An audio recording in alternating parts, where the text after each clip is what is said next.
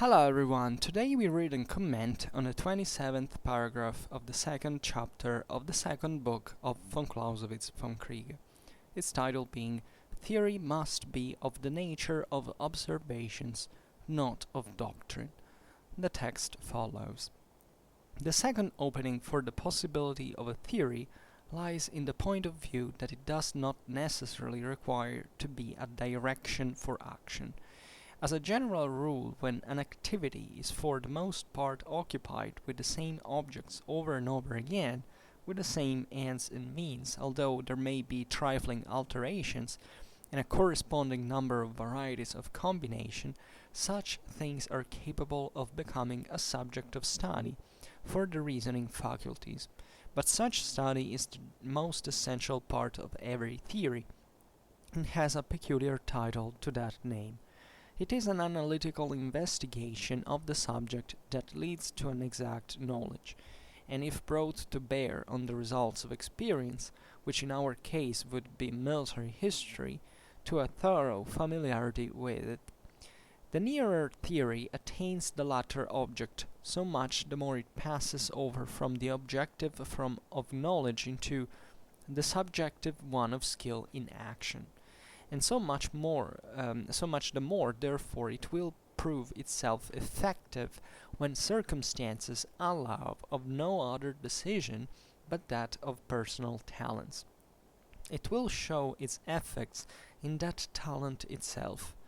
If theory investigates the subjects which constitute war, if it separates more distinctly that which at first sight seems amalgamated, if it explains fully the properties of the means, if it shows their probable effects, if it makes evident the nature of objects, if it brings to bear all over the field of war the light of essentially critical investigation, then it has fulfilled the chief duties of its province. It becomes then a guide to him who wishes to make himself acquainted with war from books. It lights up the whole road for him, facilitates his progress, educates his judgment, and shields him from error. If a man of expertness spends half his life in the endeavor to clear up an obscure subject thoroughly, he will probably know more about it than a person who seeks to master it in a short time. Theory is instituted that each person in succession may not have to go through the same labor of clearing the ground and toiling through his subject, but may find the thing in order, and light admitted on it. It should educate the mind of the future leader in war, or rather guide him in his self-instruction, but not accompany him to the field of battle. Just as a sensible tutor forms and enlightens the opening mind of a youth without, therefore, keeping him in leading strings all through his life. If maxims and rules result of themselves from the considerations which theory institutes, if the truth accretes itself into that form of crystal, then theory will not oppose this natural law of the mind. It will rather, if the arc ends in such a keystone, bring it prominently out. But so does this only in order to satisfy the philosophical law of reason, in order to show distinctly the point to which the lines all converge, not in order to form out of it an algebraical formula for use upon the battlefield, for even these maxims and rules serve more to determine in the reflecting mind the leading outline of its habitual movements than as landmarks indicating to it the way in the act of execution. So this is a very, very important paragraph in which von Clausewitz starts talking about those effective bases upon which the theory of the art of war can be drawn, right? And this is based on observations, not on doctrine, right? Not on instruction, not on something you can read in a manual, but on judgment on the field. Yet, this judgment can be guided, right, by certain principles that in turn derive from experience, fundamentally, and therefore things that are kind of even in a particular context. Now, I didn't remember this paragraph honestly in these terms, or better, I was particularly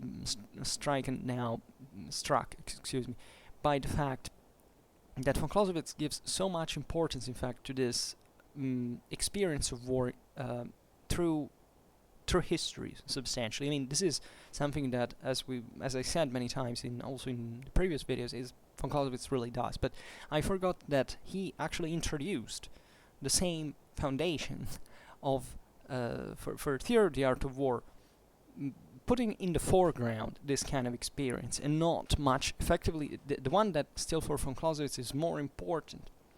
That is the actual experience of war, right? This is important now because we understand it's mostly an educational starter, right? You know, you should start from that. You can't come in command of, you know, an entire army without having even known what war fundamentally is, right? So you start from theory if you want, and then you pass into practice. And this is perhaps the reason why von Clausewitz, it's just me not understanding this walling down, and von Clausewitz actually makes the whole thing pretty clear, pretty ordered. But I suspect this is also typical from him, like to introduce progressively certain concepts and then to enucleate them better, in a more sound conclusion at the end, because this goes step by step, and it's meant exactly for making people understanding better what he's talking about. So very, very interesting, and from the title you can immediately understand theory must be of the nature of observations, not of doctrine, right? What just said. And von Clausewitz starts by saying the second opening for the possibility of a theory lies in the point of view that it does not necessarily require to be a direction for action, right? This is very important, right? This is not like an anecdotal statement, nor it is an act of responsibility, right? There should be a direction for action, but this direction should be guided by something else on the field, and not from a pre-existing set of rules that can be applicated indiscriminately in reality, as if, you know, every situation fitted them, right? And in fact, von Clausewitz writes later, second, as a general rule, whenever an activity is for the most part occupied with the same objects over and over again, with the same ends and means, although there may be trifling alterations and a corresponding number of varieties of combination, such things are capable of becoming a subject of study for the reason faculties. Now, this is extremely, extremely important. This is what actually in military history we do all the time, right? And not just in military history. This is what humans also do, generally speaking. That's how our mind revolves around. We are made, biologically speaking, evolutionarily speaking, to effectively stand on a part of reality that is different from the truth, right? Reality is what we experience fundamentally. That works. Like, it's a bit like physics, right? You know, physics says, you know, that the universe that we know functions the way it does, and physics tells us that it's really like that. But the same physics, when something different occurs, in the case it did, you know, it always says, okay, we have this new datum, we have to frame it somewhere, and the whole theory can collapse. If you want, it can be rebuilt from scratch. Well, this is what basically humans work like.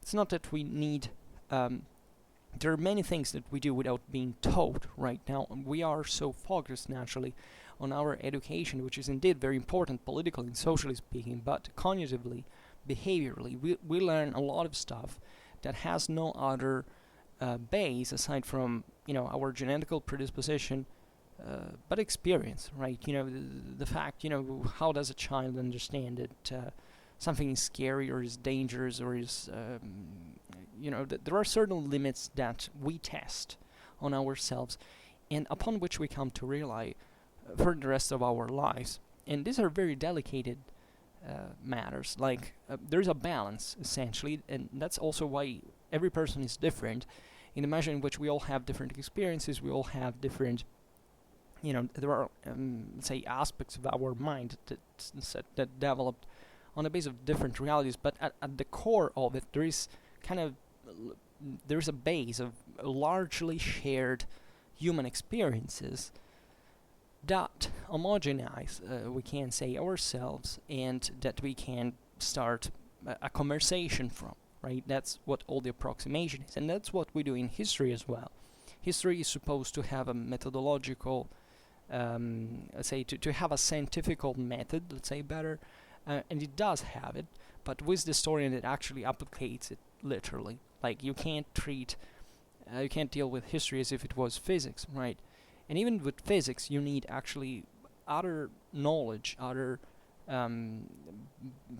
possibilities and potential of applicability, without which you couldn't actually formulate further theories and testing them, and seeing if they actually correspond to reality, right?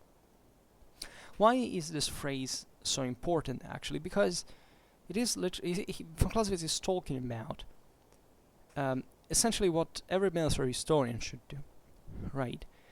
There can't be really a guide for what every situation is about, but there is still a base of experience, of knowledge, fundamentally, that we have, of stuff that repeated itself in similar ways, and that we can start taking as a sort of starting point. And there is no scientificity in it, meaning that, and this is very important in military history. Why? And it involves me personally right now, because right now I'm writing a chapter that is about 12 battles, right? Major pitched battles in a certain regional context, in the time span of 60 years, fundamentally, something less, and trying to understand what these battles were about, and what kind of elements of continuity and discontinuity existed in the art of war in that particular context. Well, given that now I'm making an analysis, a critical analysis, that what is also Von Clausewitz talks about here now, I came to realize that albeit having read the sources of the single battles previously, in the last 2 years, and also I don't study just this, but these were pretty famous events, so I was polarized also in my attention. I realized that I benefited enormously from this diachronic perspective, from this comparative method, essentially. And I discovered essentially that albeit every battle is different, because every single battle is different, every single army is different, there's nothing identical, there are still certain basic elements that recur all the time, you can say, and that only through this comparative perspective we are able to bring to light, right? Because I knew these battles before, but since I had not analyzed thoroughly the sources, compared them, and trying to draw a rationalizing picture that, okay, we shouldn't exaggerate with that methodologically speaking either, draw this picture that is actually pretty neat, pretty logical, and it's probably also very historically sound, meaning that it's very difficult to equivocate, like literally hundreds of sources speaking about these events, and and telling us that essentially this stuff went, these battles were fought basically in a very similar way, that emerges strikingly from the comparison of these sources, right? And that's where you have to start from, because that base eventually becomes kind of typical, right? And this can also become a problem, because naturally there are certain interpretations that maybe are not correct to stress certain aspects rather than others, or maybe that do not quite get to the point because they were superficial in the analysis, or they maybe had different aims, and maybe they were not oriented towards actual towards the theory of the art of war and the history of the art of war, actually, because there are people maybe spent a lot of time studying, for example, just one of these battles, but not knowing the others thoroughly. They didn't understand that battle functioned in a way, the understanding of which acquires more importance only once when it's compared to the others, right? And this is terribly important, and it's the reason actually why people make the greatest mistakes about history in general, politics, war, society. It's because they lack a diachronic perspective, without which you can be a hyper specialist, but you may not understand much about the whole picture. And that's particularly important. Comparative studies are fundamental because they make you understand certain aspects that from within the boundary of a certain topic you could have not understood until they're compared with others, right? This applies to many other examples. This happened also recently with another article I wrote. Only comparing this other stuff, I also was able to give a dimension to certain phenomena. So here, reading von Clausewitz, I got kind of emotion because I recognized what I was experiencing right now, like discovering under my eyes that the same sources, the same battles I had known since from years, now are much more intelligible and strikingly similar that I had never realized until I did this work. And that's why I also thrilled to go on, because I wish to understand much better the whole picture. So this is, in a nutshell, what this phrase is. We can repeat it as a general rule. Whenever an activity is for the most part occupied with the same objects over and over again, right? So when there are these elements that fundamentally are comparable, right, with the same ends and means, although there may be trifling alterations in corresponding number of varieties of combination, such things are capable of becoming a subject of study for the reasoning faculties. Another example, for example,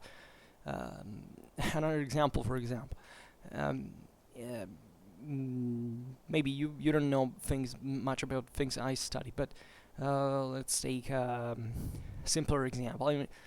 Hellenic classical warfare, right? Hellenic classical warfare is kind of, an evergreen, right? And if we study all classical Greece warfare, we realize that more or less in the Hellenic motherland, the local poleis fought in a certain fashion. That is the typical classical Hellenic phalanx that had certain characteristics: a few cavalry, a few missile troops, apparently at least. This bulk of spearmen that stuck all together, making this isthmos all compact like football American football players, and smashing against each other until one line broke, one of the two formations broke, and the whole line collapsed. So the whole formation collapsed. If we were to, and this is actually accurate in part, of course now it's brutal synthesis, it's also a bit more complicated than that, but in general there are certain common features to these battles that, however, when we go to analyze the individual battle, we realize that, are kind of different in part. And this is what von Clausewitz is talking about, that there are kind of same situations, but there are certain trifling alterations that correspond to a number of varieties of combination, right?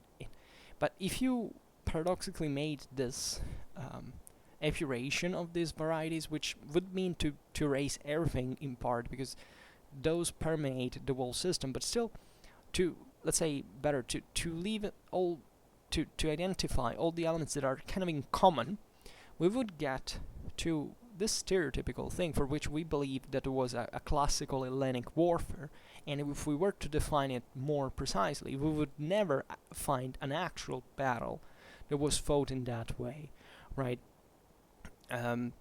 Rather, we would never find a battle that was actually fought in that way. That's the great deal, right? That only people who have a bit of of experience in this matters realize factually what it means. I don't know what it sounds like from someone never, because I also was never acquainted with this stuff up to late, when I also had kind of my own experience, and I had in parts, realized this stuff. But it's an extremely heavy statement. It has a specifically a very high specifical weight, right, as a statement, and it's fundamentally how we write history, how we make this whole system that objectively does not have a concrete base. We don't know what the truth was, but we realize that reality was generally in a certain way. Alright, it's not written on a manual. You can't properly write it on a manual, and especially even if you were able to draw that stereotypical picture, you would realize that in each one of these battles, you needed something else to make the difference. That's in this way, perhaps, that through this example, that the Clausewitzian concept of the impossibility of a positive theory of the art of war acquires more meaning, for at least for those not acquainted with this stuff, because it really makes you understand how, yes, there are things that apparently attract our attention because they seem to be kind of real, but this is just like an hypothesis of something that is in the air in that moment, but it never quite goes in that way, and therefore those commanders were there only with the that general experience might have not could have not, if that was the only thing they were based on, won, or however achieved the results that winners usually do in certain contexts. So it's particularly, and losers as well, it depends naturally on the context. But the interesting stuff about this is naturally that you can acquire an experience that you can't put by your side in order to investigate further and to be kind of more aware of what you may find yourself in front of.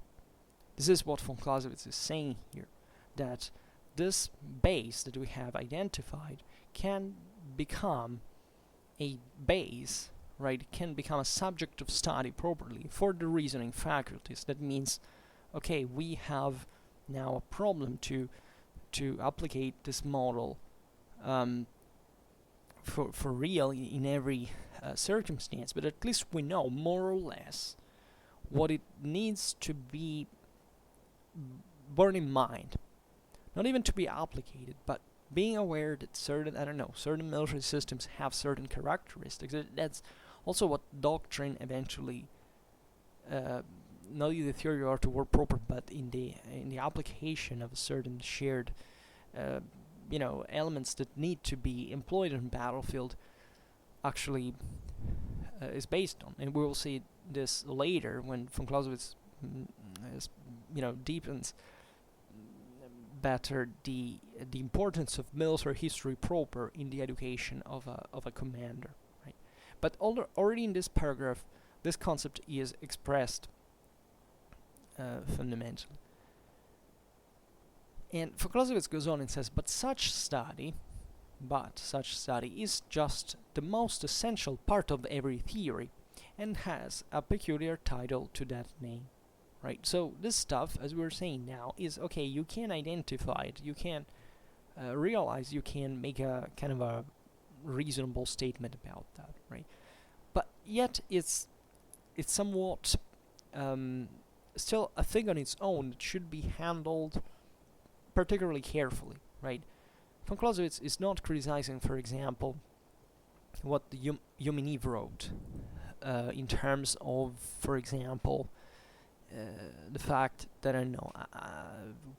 catching a corner is usually on the battle line is usually weaker, as a weaker point, while if you have a corner exposed towards the outside, that's more vulnerable because it's kind of a blind spot when the line of fire that escapes the line of fire, and vice versa. If there's a convergence of two lines internally, and whichever enemy enters into them gets, of course, fire from two different angles, right? So, but that's exactly the point. We got this concept that is valid. It's part of theory, but in reality, all the factors that intervene to change that, the enemy could be still too weak in the first case for that corner to even be a problem for you. In the second case, too strong to smash your formation, even though he's between crossfire, right? Into crossfire. So the concept here is clear because we have said it many times. We explained it thoroughly, basically up to this point in the Vom Kriege. So here, von Clausewitz tells us essentially what we have to do with this knowledge, with this awareness, and how we can fundamentally improve our situation on the base of it. Von Clausewitz writes, "It is an analytical investigation of the subject that leads to an exact knowledge." Right? So he stresses this immense importance of analyzing the situation. So theoretically, taking into consideration as much data as you possibly can, as you realistically and conveniently can, in order to frame it into under a reason investigation, inquiry, that naturally has to guide your action. Remember always that the fact that there is no positive theory of the art of war for von Clausewitz does not mean that reason and knowledge in this sense are not important. It's not all left to talent and genius. Talent and genius without knowledge can't do anything about it, either by themselves. So you always need this scientific approach to war, but it's just accessory, right? It's virtually always subordinated to an ever-changing situation for which, first of all, you don't know anything about what concretely happens in this context, and secondly, the few that you know is constantly subject to alteration, and therefore even if you have it should kind of adjust your aim, but not really solving the problem for you.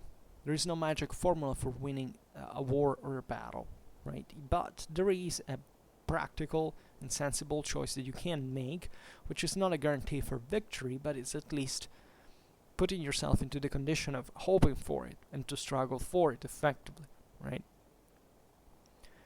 And von Clausewitz writes then, and if brought to bear on the results of experience, which in our case would be military history, to a thorough familiarity with. Right, so the more we study this stuff, the more we acquire a general knowledge that can help us frame the information we have in a kind of a coherent logic. This is not a prescription, a problem of prescribing, or a problem of acting, which are two different things.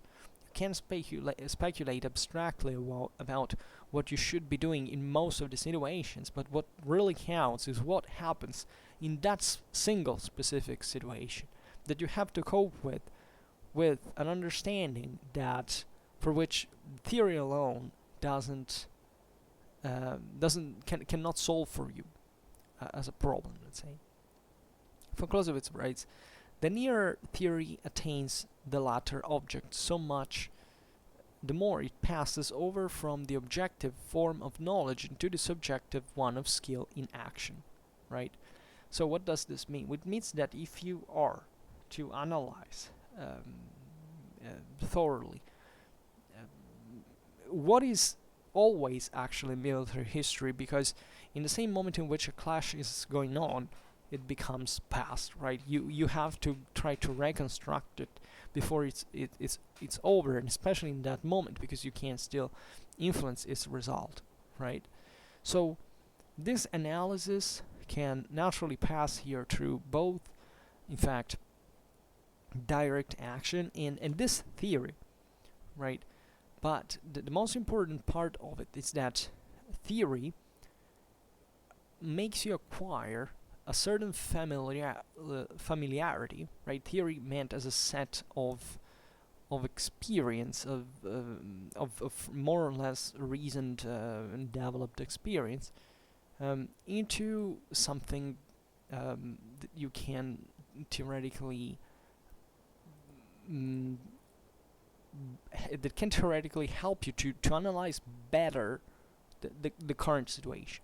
That's the real point. Theory doesn't solve the problem for you, but it tells you, look, that in this situation it can happen, that certain things are in that way, so check that out if it is the case, right? That's literally as it is. It's not giving you the instruction. It doesn't tell you, do this now. It tells you, check this out, like, investigate further. And it is not to be given for granted that you can do it at all times. Most of the times you can't, right? And a great part of all great military problems is even, sorting out, like, how many enemies do I have in front of me, because you may not know. And voice from the other side will make it impossible also to prevent you from understanding that, just to make an example. So theory doesn't have a prescriptive importance. It has a it works like a consonant. Essentially, it has a consultative importance. I don't know if I can say this in English, but whatever. So acquiring familiarity with military history, we could express it in this way: you must know what it is like out there, and that's why, in fact, this requires studying and a lot of critical analysis. So that's why one says, when you haven't, for example, never read the source for a battle, right? And the sources for a single battle, you can read all the books that you want about it. You can search Wikipedia as much as you want, but by yourself you will never get that form of familiarity with the topic that the critical, diachronical, and comparative analysis of the sources would give you, right? It's as if, and I remember it because when I was interested in the history of the art of war, I naturally was concerned about finding out more, right? Which is a form of investigation, it's a form of analysis in itself. But the interesting aspect of this story, however, was that I started having a sensible improvement only when I actually started reading sources. So much that after that I said, wow, who does not read the sources objectively cannot understand this, right? You can understand it, but in a range of acceptability, also in terms of scientific accuracy, it's fundamentally useless, right? What do you study something if you read it just from studies? Naturally, the study, that's also why, because let's be honest, there's a lot of disclosure books around, like also for commercial purposes. Whichever, I don't know, museum you go to, there's always the bookshop with stuff about, I don't know, the castle, the battle, and stuff like that. And that's usually not scientific texts, right? That's mostly a broad history for acquainting you to what, I don't know, the historical event was and whatever. But it's not with notes, with sources explaining, criticizing, because that's not a critical analysis. Without a critical analysis of the source, yeah, you can know that thing happened, but it remains in your mind just like a movie or a comic or a fairy tale. And that's how you see it, and that's in fact how most people actually see this stuff.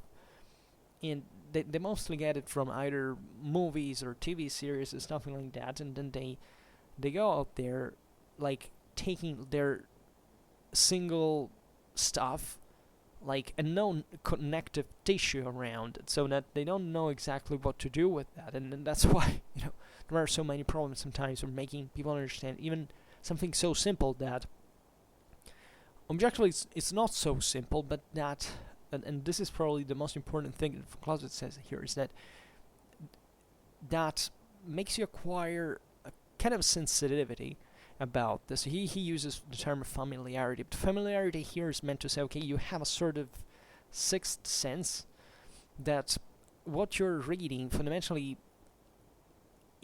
satisfies certain conditions that already make you understand something that probably wasn't certain, and you don't have actually the proof of that, right? But if you compare like 30 cases of this, and like 28 cases apply to that, and most of the times you don't have this sharp separations in units, but it's all blurred, like that you're gonna be very likely right about it, or at least, even though it's just an hypothesis, it's in fact a pretty good statement that you can make. And still, I've never made a video about this topic specifically, but I'm realizing at this point it is quite important to talk about this stuff, that it does make sense, that there is an element of of usefulness about this, that other people can start learning. That's why people don't even studying sources is not easy, right? I would say the most difficult thing about sources aside, if you don't know the language, or if you have to rely on translations and all like that, is to actually find all the sources, and that's why the critical analysis is so important, because we should be reading books that actually acquaint us with what the single source does. And instead, let's be honest, most of us just want to read a book where we pretend that we can just quote for itself, and without understanding if it is correct or not. And there are the most stupid mistakes about this, like Connelly, that translated from the Lub vocabulary from ancient Greek the term longe into Sarissa pike, and for decades we have been having like every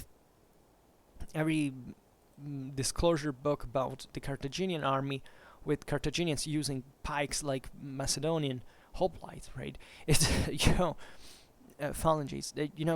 It's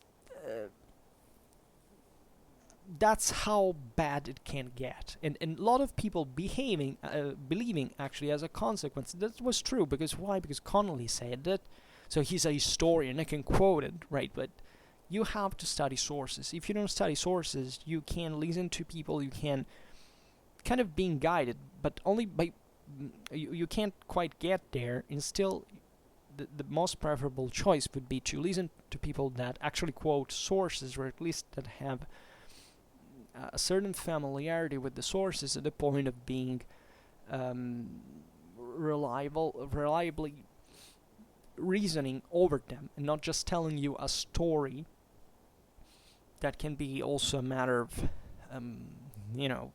not just of fantasy, but of a kind of arbitrary interpretations on the basis of nothing, right? That's a real problem, believe me, because many entertainers, many disclosures actually deal with history in these terms, that is, without acquainting people with the strictly historical problem, that is the one of the research, and not with and just telling them about the story of something, as if you have to take it without criticism, just because you presume that source is enough authoritative for doing that, but you could actually be lied to, and you wouldn't even realize that. That's probably one of the greatest problems that we have today, especially in the age of those cheap stuff on Netflix about that someone finally takes into consideration the idea of doing kind of a bit more accurate stuff, but still lacking completely these perspectives, because objectively they're never heard about them.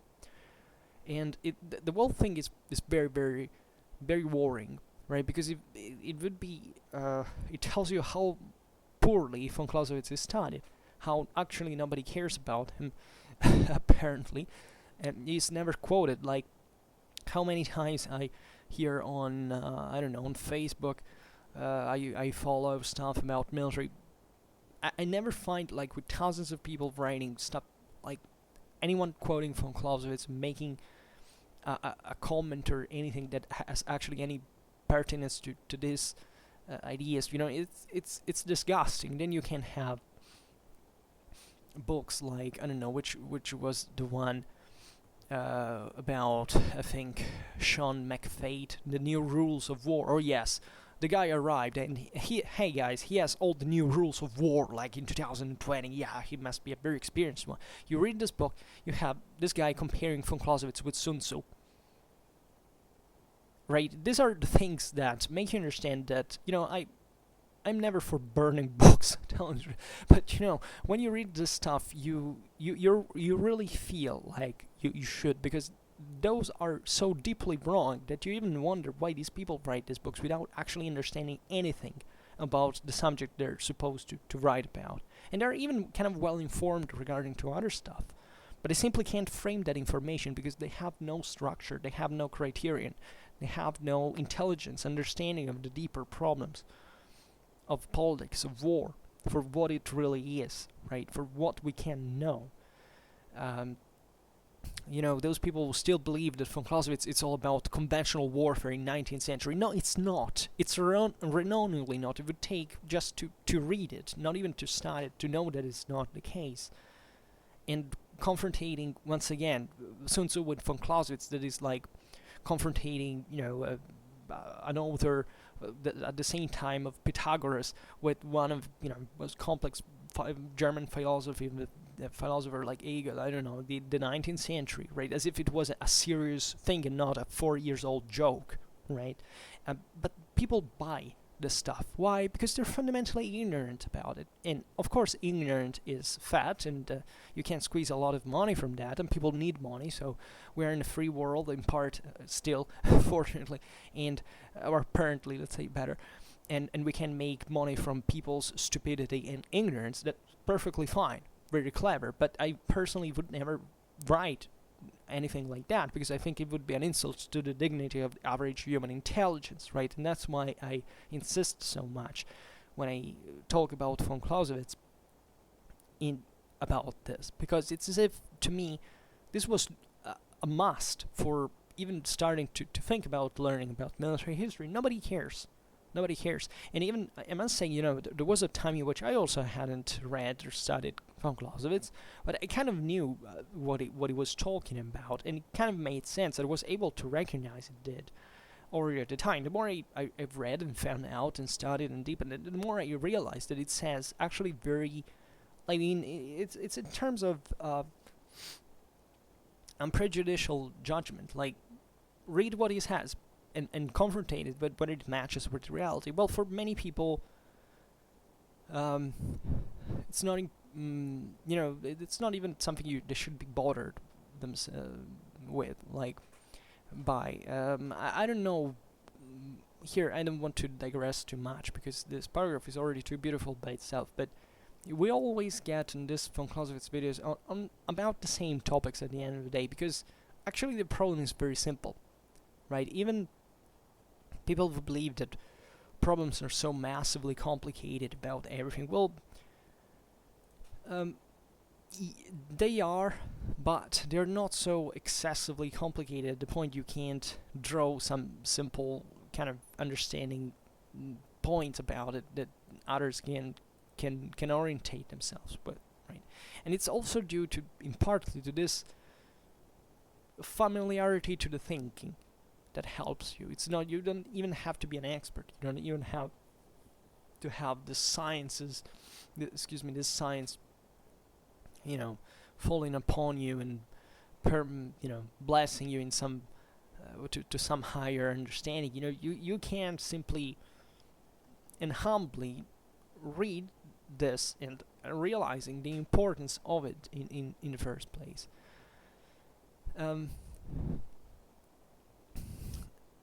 so here we had said, okay, so von Clausewitz goes on and says, and so much the more, therefore, the near theory will prove itself effective when circumstances allow of no other decision but that of personal talents, right? So, with this knowledge, we basically arrive to a situation in which it's not a matter of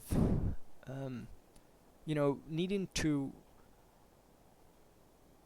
let's say, you should always learn, right? But needing to acquire this basis, you kind of have sedimented your basis, and you will keep strengthening them for your personal use.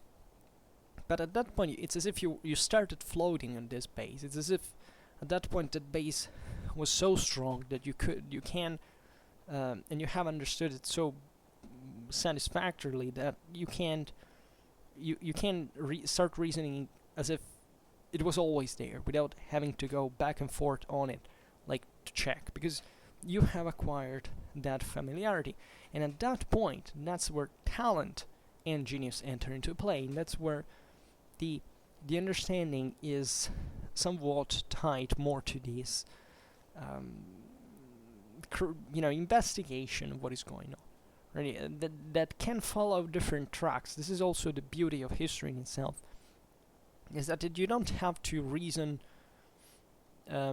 coldly when you think about it. You should try all the various paths, because that's the only way that that allows you to discriminate among what works and what doesn't, right? And that therefore can help you very, very, very, very well, and can be of profitable use. And in fact, von Clausewitz says it will show its effects in that talent itself, because it's as if at that point you had such a skill that you don't need anymore to bother yourself with the basis, with what even the elementary logic about this topic really is, but taking it to another stage, right? It's very gradual, and it's as if there were actual levels. I mean, we all get at our own speed there, but it's as if they are. And I can tell you that at one point you can start understanding where these levels are. You understand it's always like a stream evolving, so that there are not really stages, but it's as if when you acquire certain knowledge, you perceive yourself as if you had an orderly set of notions that if you don't have, you can't get to the point you need, right? And therefore that set of knowledge does correspond to a very concrete result and quality, right? And it evolves over time. It evolves constantly, telling the truth, but it does require application. I mean, critical thinking requires analysis, and without analysis you can't do much. That's why just reading books or watching movies, etc., it's not sufficient. You can read even lots of books in your life, but if you until you don't you don't translate you don't try to reconstruct the battle through sources, you can't understand what the whole problem is. I'm not kidding. And I know, in fact, people study, read for years about certain things, but they never do certain specific analysis, and therefore they always remain at the same stage, right? They can evolve horizontally, but in terms of quality, they remain more or less at the same point. And believe me, it's difficult sometimes to change someone's mind in this regard, because it's what I'm telling you is really a trick, right? It's not just an opinion and impression. It's really something that I would have paid gold for, even a few years ago, because it would have solved many problems. But the reality is also that if you don't spend much time working on this stuff, you also can't, therefore you don't make a real effort about it.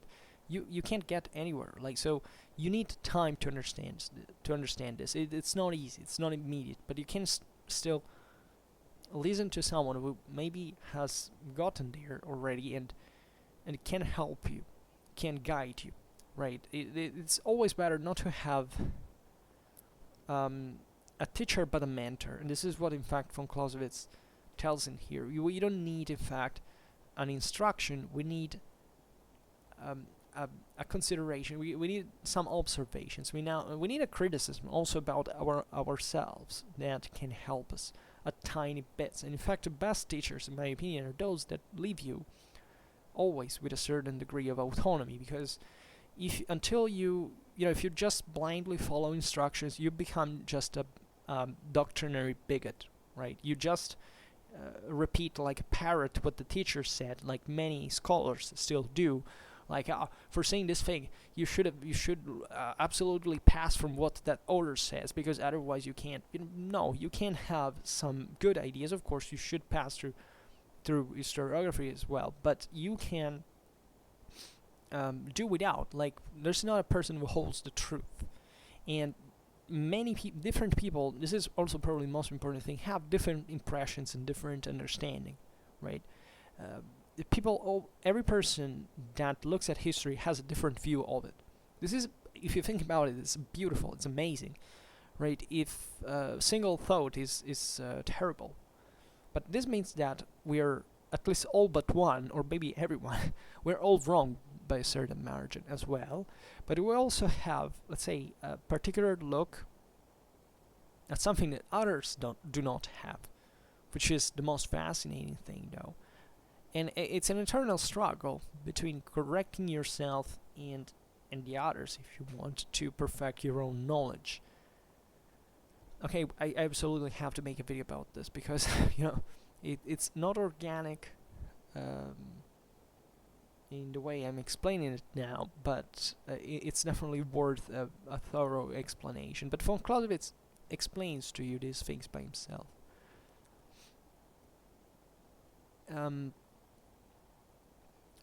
And here, I don't remember where we were here. In FX Italians itself, okay.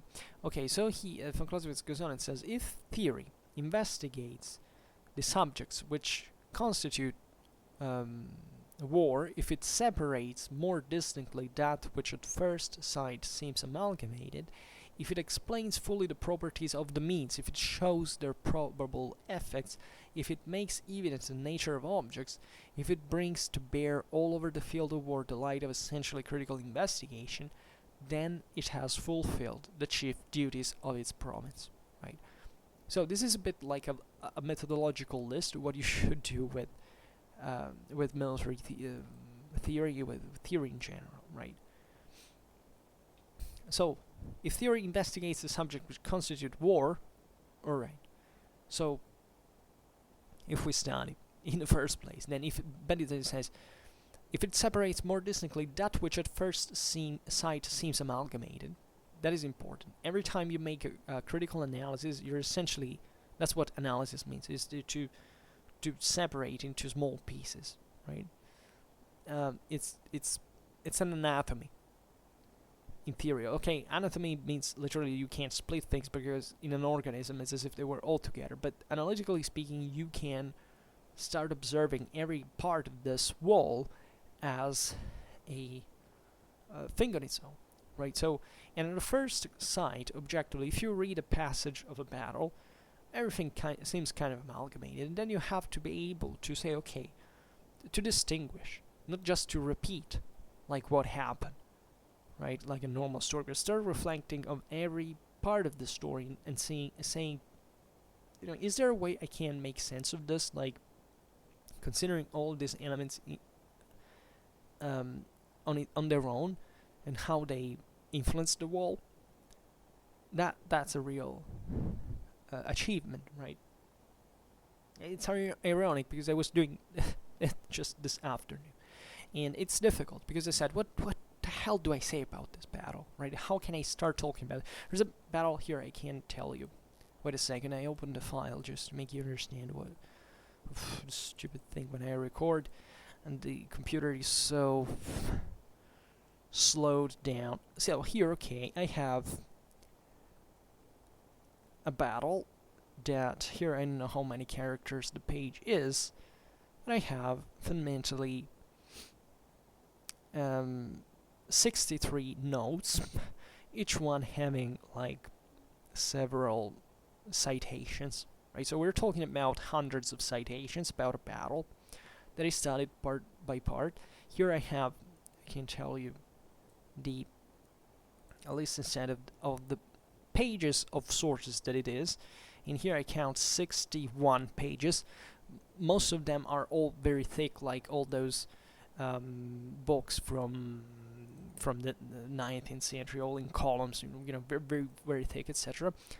And yesterday night I stopped analyzing them all, and today I began to write the critical analysis of this battle, and saying, actually, well, I had already done it because I had already made a synthesis of it, but now I have to criticize it, like saying, what the hell do I say about it? And I was a bit discomforted because, every time you start, you say, oh my god, what do I say now that I haven't said? And then you start reflecting on every single element that in this battle you have observed and that impressed you. And maybe you were I was wrong, because there are some things now, and I checked, maybe they weren't so important as I thought, but there were others that were more important that I didn't consider so much. And therefore, I'm starting to scope all these elements and distinguish them, as a matter of fact, from this apparent amalgamation that kind of also made sense, right? Especially when you make a great work of synthesis, you try to put everything together, then you have trouble to pass to the analysis once again. Excuse me, I drink a little before we go on. Alright. So, this is a first step. Then Von Clausewitz says, if it explains fully the properties of the means. Now, this is very important. Incidentally,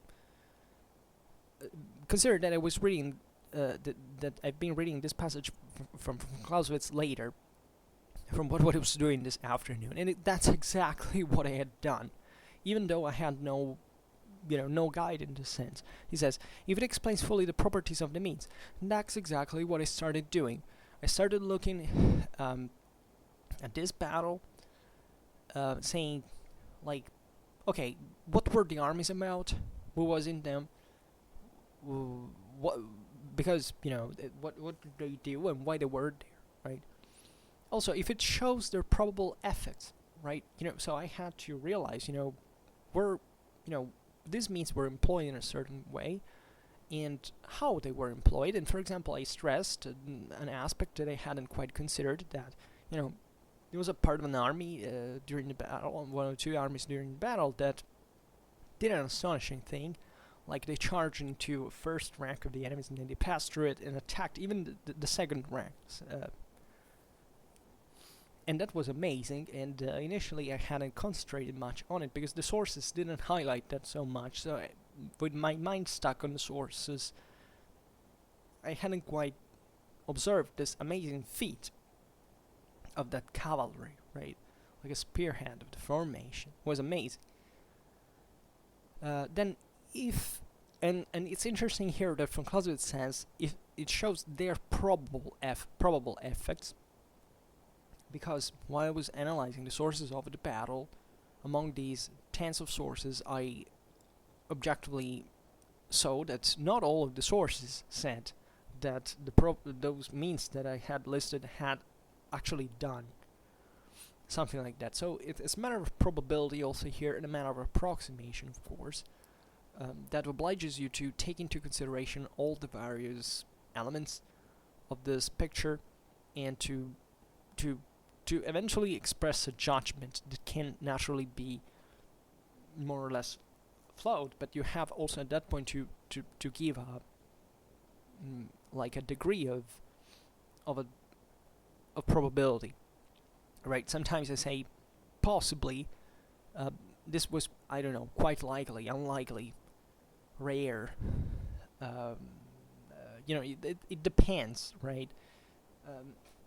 And also in comparison with other think in other contexts, because that's what also can give you the dimension, as we were saying before. Like, was this a fit amazing? Because, if those knights had charged normally in also in other battles, piercing through two, 1.5, let's say, enemy ranks, I would have said, okay, well, there's nothing strange about this. Probably these guys were all like that. Instead, these ones did something that objectively I'd never found before, or at least that I found it rarely, and I said, wow, this is impressive for what I've seen before, right? Then von Clausewitz says, if it makes evident the nature of objects. Now, this is a bit more complicated to explain, in the sense that what is the nature of objects, right?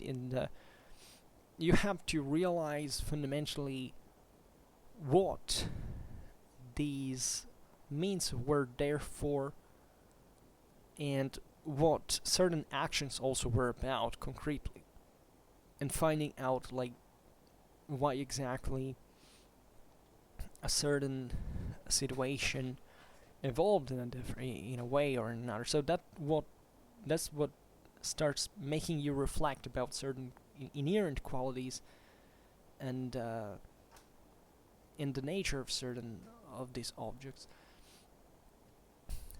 And more broadly, if it brings to bear all over the field of war the light of essentially critical investigation, then it has fulfilled the chief duties of its province. Right. So, after all, it's not that difficult, right? It seems complicated, but the complication mostly derives from inexperience, unfamiliarity with the sources. Like, for example, these were really many sources, as you understand, and I couldn't like analyze every single damn. Of course, I read them all. I wrote what seemed to me more important for each, or at least certain crucial passages of using the skeleton and then filling it with this, with his informations. But objectively, there are certain sources that, they're not so important because they don't even speak about certain things. So you realize at that point that there is a hierarchy of, what is more or less important in this context, which is a big deal, right? So always also remember the hierarchy of sources. Never use sources as if they were all the same. Always be aware that, of course, you can use a combinatory method, because at one point, if you want to rationalize a certain aspect, you can do it, always bearing in mind that it's an hypothesis and explicitating it, but always staying open to possible combinations, because that's what a critical analysis is. And von Clausewitz judges this in this term, saying it becomes then a guide to him who wishes to make himself acquainted with war from books. It lights up the whole road for him, facilitates his progress, educates his judgment, and shields him from error. Right? So this is very important because it has to do with education proper. Right? Wu has made this critical analysis, maybe uses it for itself, but Wu writes, he writes it, and he writes about what he has found out, and this stuff is to be read by someone else. This analysis objectively should facilitate whoever reads, and that's also why historiography improves over time. That's why we know history now way better than we have ever known it historically, because we have such elaborated amount of information and a clear, we have clarified so many things that objectively we have improved a lot, and this happened thanks to people who made an astonishing job before us, and that at the time they didn't quite reason well, because they hadn't understood much in certain cases, because even just the effort of bringing all the sources together is a lot of, there are people who have done that for a lifetime, and of course they didn't have time to analyze them, for example, the way we did. So we should always be thankful also towards those who preceded us, because without them would have not had what we have today, right? And it's particularly meaningful for us to reason in these terms.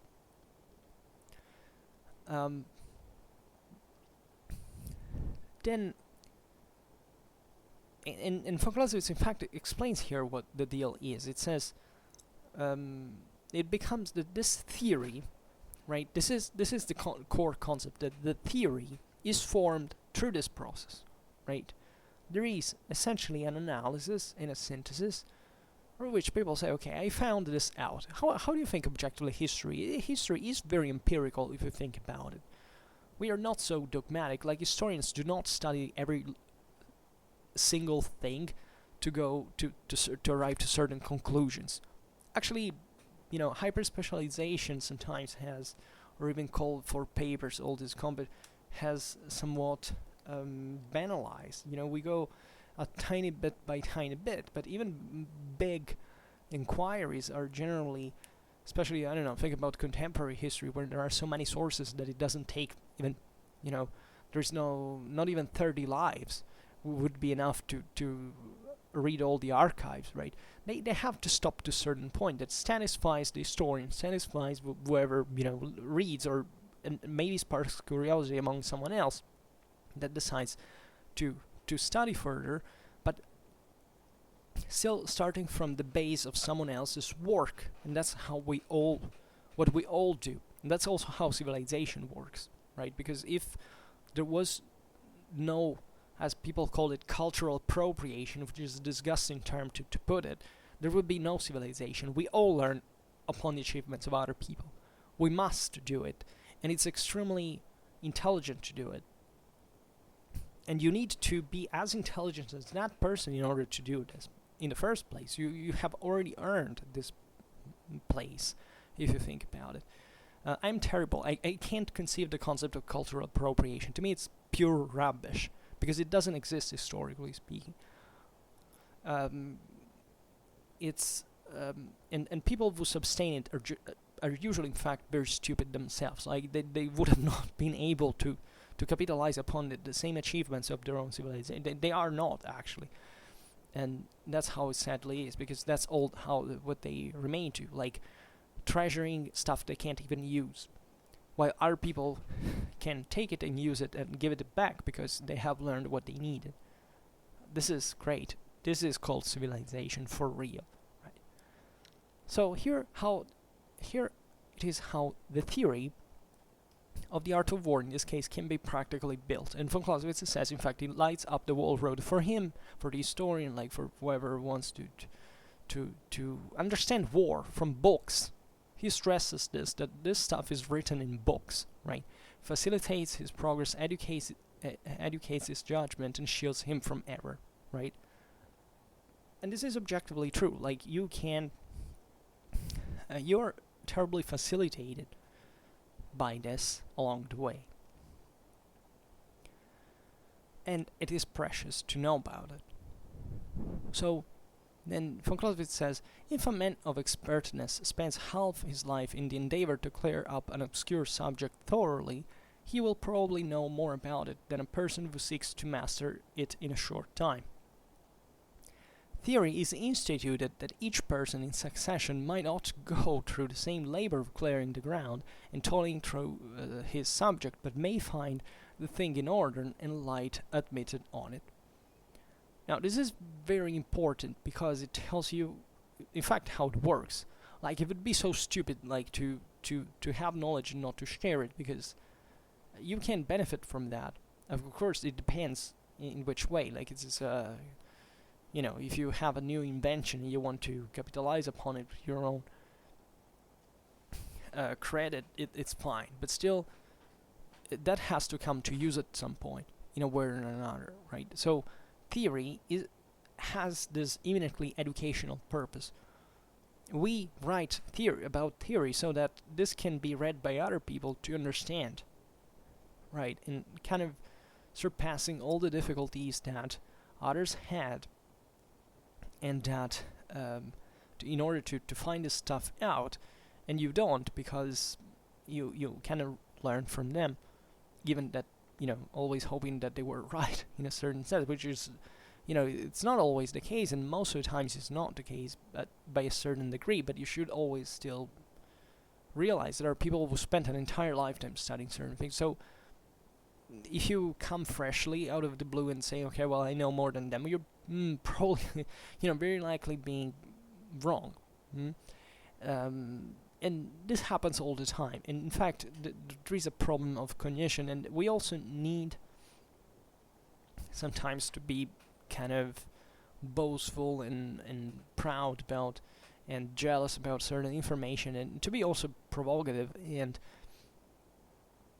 kind of bold at the beginning, because otherwise the process of learning wouldn't be so effective. Like, you need to make also a lot of mistakes to reshape your mind, because that's exactly what allows you to be more familiar with the difficulties that surround these topics, and therefore it opens your mind, makes you more flexible when you learn.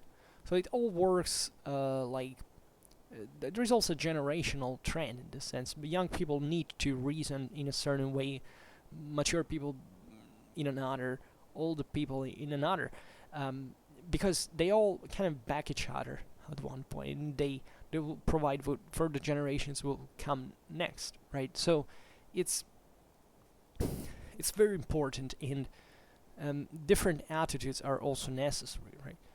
Maybe one day we will have to talk about this as well. And the theory, von Clausewitz writes, should educate the mind of the future leader in war, or rather guide him in his self-instruction, but not accompany him to the field of battle. Now, this is very, very, very important, right? Theory is there not because it's true, but simply because it can help you to understand better. It doesn't tell you blindly what to do. This is in fact what young people or people who are ignorant in these topics in general reason like I read this book, so whatever I can quote it, doesn't matter what, because it's certified, it's an authority. Well, understanding doesn't work like that. You don't have the truth in your pocket. Nobody has. This stuff, this theory should be used to help you see how you can work on this stuff and how you can make certain other things work, like in this case in war. Here von Clausewitz is talking about the future leader in war, so the actual military commander, right? So, in other words, this is about the necessity of translating that knowledge into action, which is a wholly different thing from just learning about abstractly. And that's also why so many people get astray from this stuff, because they kind of stop to the passive copy and paste attitude towards information, right? Then that's the difference between historians and people who just like history amatorially speaking. It's an important difference, because the historian does make history in the sense that he does make the research. The others just read about it, but don't usually, at least, and that's why I was making that difference about disclosing works. Usually just read about that, and I think that this is it. Like, this is the greatest authority in the field, so he's right. No, because if you were to study professionally this stuff, you would read this work and say, maybe something is not true, and you could expand on in that direction, right, in writing something new, just to be criticized in turn by someone else. So it's a kind of it doesn't satisfy more than much. It's not very gratifying, but at the same time, it shows you what the real difficulties really are, and therefore prepares you better even from action, right? So that it's obviously better not to it's better to have read something than having read nothing, even if you haven't actually researched on your own, because at the end of the day, reading is a form of researching at the same time, right? Hence, this theory has just to accompany you in the field of action. can even be a side, right? Even in fact, during researches, if you study much about sources especially, and you don't need also much of historiography at the end of the day, because if historiography, you know that they haven't written much about it, you can't perceive sensibly that you're doing something on your own that nobody has ever ventured in. And it takes time and commitment. It's not easy, right? Okay, just as a sensible tutor forms and enlightens the opening mind of a youth without therefore keeping him in leading strings all through his life. This is exactly what we were saying before. Theory isn't like you have to obey to this, otherwise you're out. You should be like use this when you have problems, when you have questions to pose, when you want to understand better certain aspect. There is also an economical principle behind this, because objectively you can't learn everything. You can't know everything. You can't be in the mind of the person who has written the book, right? Every text is interpreted and misinterpreted. There is not a single interpretation, historically speaking, of any single book. Take the Bible, right? So it's always different, and therefore what you really need at one point is actually using those texts when you need to find answers specifically for yourself, so that you actually also have more commitment about it, because it's a real problem for you specifically. So you understand how the whole picture is important overall, how there is such a sound need for fluidifying these relations and to be autonomous. A great part of freedom stands in autonomy. Free market is the best way to preserve individuals' rights, because that's when everybody can do his or her best, primarily for themselves, which is the best way to produce wealth that unavoidably spreads also among the others, right? So trying to impose people doctrines and how they should behave, what they should think, loss of freedom is evil. It destroys wealth. It destroys welfare, well-being. It destroys happiness. It destroys freedom in the sense that you should be able to pursue your dreams freely, right? This is my favorite constitutions are in absolute terms the American one, the Swiss one, and the one of Liechtenstein, right? Those are the best ones ever, because I believe, aside from going astray, which happened in these countries, but the concept that freedom is all we have, right? What is life worth if we were not free? If we could not express freely our thoughts, if we could not freely act, right, which requires naturally constant care also about regulations, like you can't hamper someone else's freedom because you want to be free. There is a difference between positive and negative freedom, between freedom of liberty, if you prefer, right? So we should always reason like this.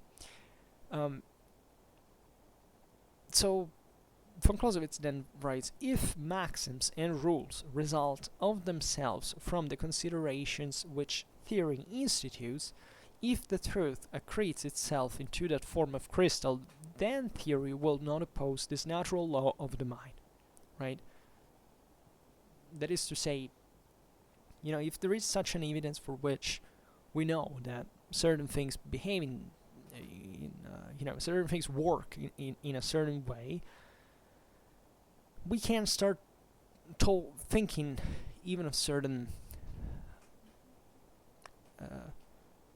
not real laws actually, but at something that happens spontaneously and that we can all agree on, like that all armies break at a certain point during the fight if they are under too much pressure. Well, it's still a relative concept, but that's how it happens, right? There's not much of a debate about it. Who's going to deny it, right?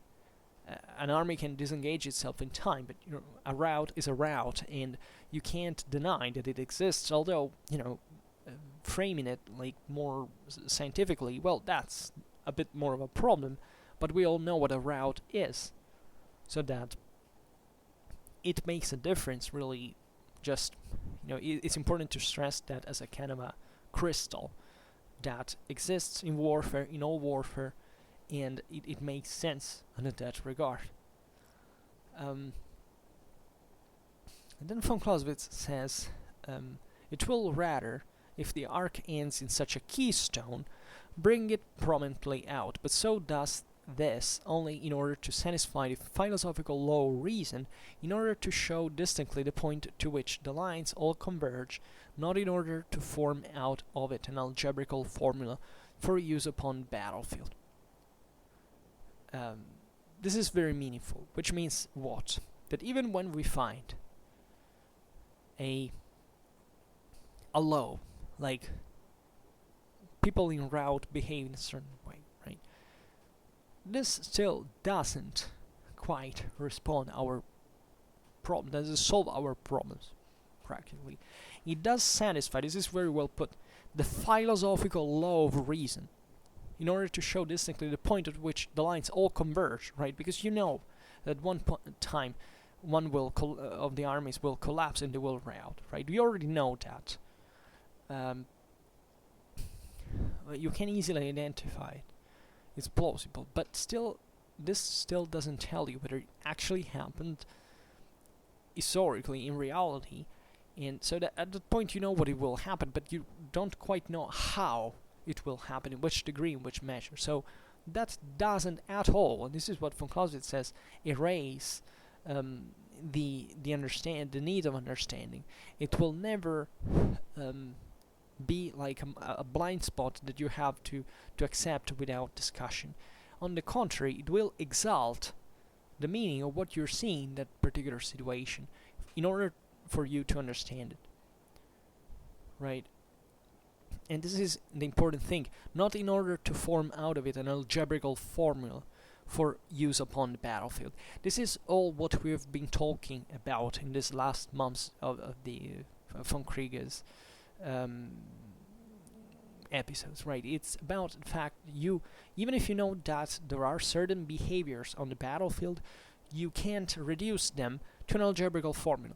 You don't know what the measures are, what the proportions are.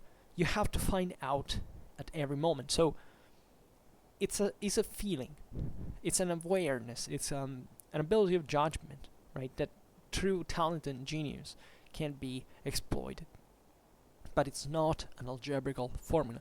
So you can't say, even in the face of the fact that we do know the armies more or less do certain things on the battlefield, that there can be a positive theory of the art of war from which you just read a manual, and that's what will happen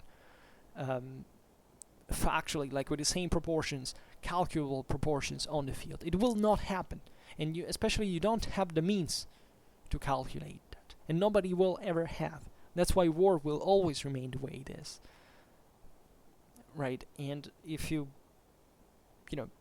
read, I don't know from which part you're reading this, if it is the first time you watch a video of mine, or if you're first acquainted to von Clausewitz, go read. If you haven't done it, go read. Go listen to all the previous videos that we made, right? Because that's where the whole deal is explained. So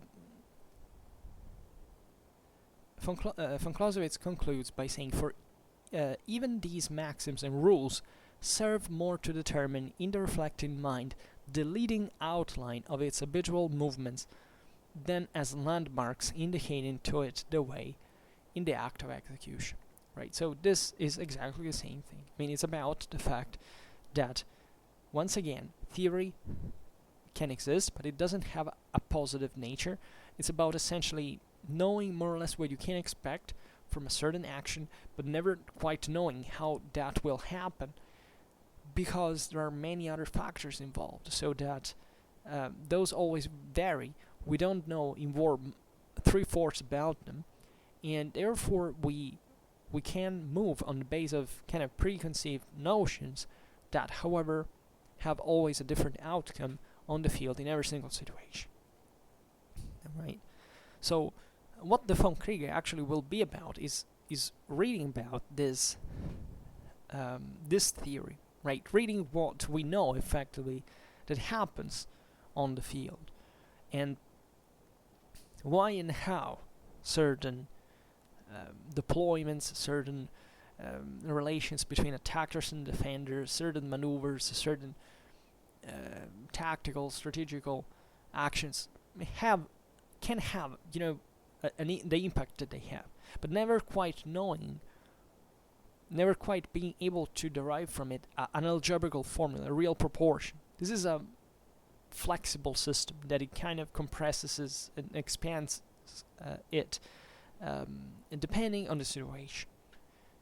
But it's already a great deal to know about this stuff, and you will see, and we will see in the Vom Kriege, in fact, how hard and how sound this information is, and how paradoxically, by abandoning the presumption of solving war scientifically, we can practically know about it, to wage it, and to actually use it in the proper way, in the way it works, in a way we don't risk our life, and we also can hopefully help humanity, if we really can't erase war, because we can't, at least to fight it in a way that can spare more lives by paradoxically being more effective, like more violent, more like harsher. Von Clausewitz explained this, that he who thinks that it's positive for human life to kind of narrow, like to milden war,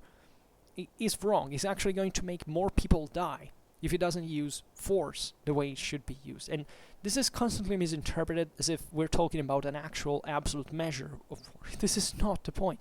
That always modulates on the base of the situation. So that theoretically, war could be something on its own, but in reality, it's always mitigated, chiefly by politics. But here we are let's say, repeating all the stuff we read in the first book, and we already said, but this opens to many other digressions that now we can't quite fully explain, I think it's important to reflect on this paragraph a lot, especially to really understand the value of what you can get without pretending positivistically that we can sort war out scientifically, mechanically, like the IA will take over war, and that there will be no way to fight it but just mechanically. It doesn't work like that. It will never go like that, right? And we'll see it more precisely why the more we will go on with this. And I'm very glad to have talked about this this specific paragraph, because it's very meaningful, and it has a lot of